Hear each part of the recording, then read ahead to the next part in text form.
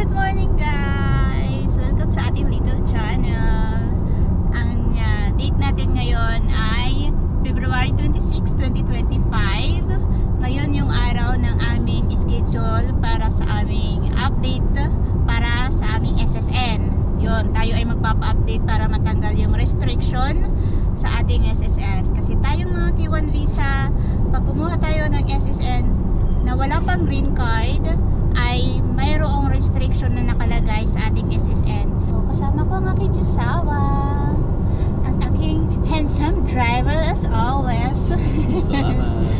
Pagoda to because he don't have enough sleep. Yeah, to get up early. He don't have choice. The last 2 days. We have Filipina. Nag-walk-in tayo noong nakaraang linggo sa SSN. Simula nung nagkaroon tayo ng green card, ang una naming inisip ay magpa-update ng SSN kasi nga may restriction yung SSN natin. So pumunta kami last Tuesday, I think February 18, para magpa-update sa SSN natin. Kaso ay wala pala silang walk-in.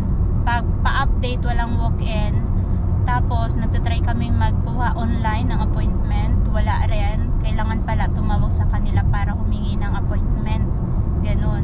So dahil nandoon na kami, kumuha na kami doon ng appointment. So ang binigay sa atin ngayong February 26.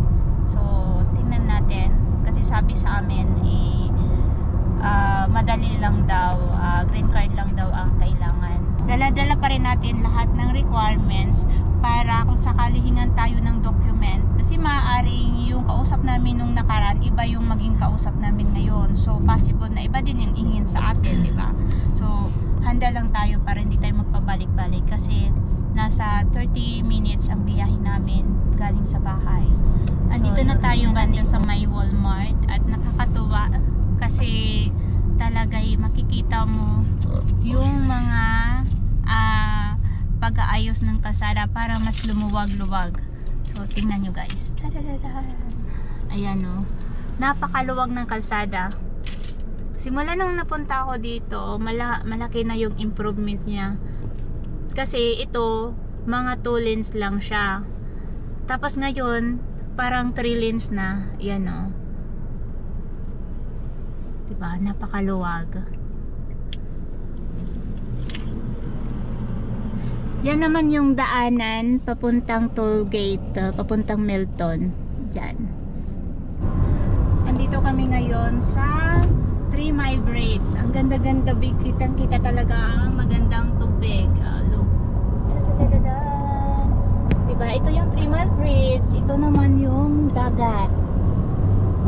Sa kabila naman ang toll gate, yun, papuntang Milton. Diba? Napakaganda. Ang ganda-ganda ng panahon ngayon.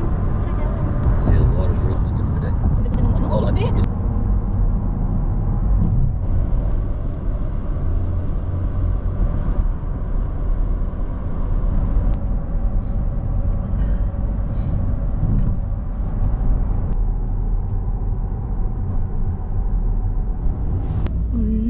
Tutulog.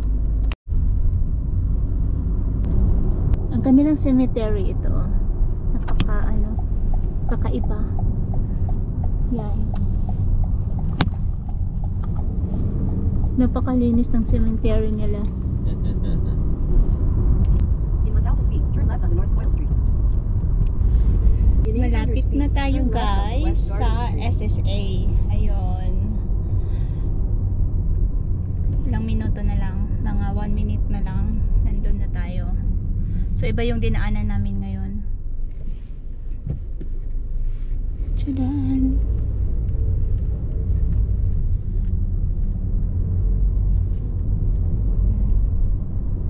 Lapit na tayo Turn left onto West guys. Garden Street. Then your destination will be on the right. Daanan.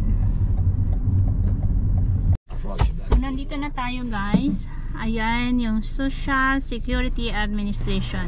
Dito kumukuha ng SSN at pag meron na tayong green card, dito rin tayo magpapa-update para matanggal ang restriction ng ating SSN. Hello guys, kakatapos lang namin magpa-update ng aking SSN sa SSA. So, kung mayroon kayong appointment, ang gagawin mo lang ay i-click mo yung message nila doon sa iMessage. Yun, click mo lang yun, tapos mapupunta ka sa site nila. Then, fill upan mo lang kung mayroon kang appointment or nandoon ka na sa SSA. Tapos, mabibigyan ka na or papadalhan ka na nila ng number. So, ang natanggap naming number ay L571. Yun. So, ang L571 ay hindi na po sila tinatawag. So, mag-PPM na lang sila sa'yo. Then, pag na-receive mo na yun, punta ka na kung anong window ka pupunta. So, nung nandun na kami sa window 7, ang hiningi sa akin, green card, SSA, SSN, at saka passport. Yan lang yung ano. Tapos, pinanumpa ko. What that girl said? The one that, do you understand? Yeah, you pledge under perjury that you understand the information you gave is correct. Your name and stuff like that. Whatever. Ayun, oo. Tapos, ayun, nagsabi lang ako ng yes, then binigyan na ako ng papel. Oh, Aantayan ko na lang. Birds. Oh, that's a lot of birds. Yeah. Aantayin ko lang ang SSN number ko na ipapadala sa akin na updated na. Ayan. Oh, wow. Yun. So, pauwiin na tayo guys. Kami Give them pasok some pa beautiful ito. scenery before you go. Give them beautiful scenery before you go. Asawa ko ay gusto niyang ipakita sa inyo ang napakaganda daw na scenery. Ayan. That's the beautiful scenery. Ayan The yung water's really 3 smooth Mile today. Bridge. Tapos, yung mga rocks na yan, sobrang daming bird. Hindi ko lang alam kung nakikita nyo. Pero napakadaming bird niya. Yan. Diba? Ang ganda-ganda. Ito. Gustong gusto talaga nito. Ipakita yung magandang scenery ng lugar. Ayun. Thank you guys. Bye-bye.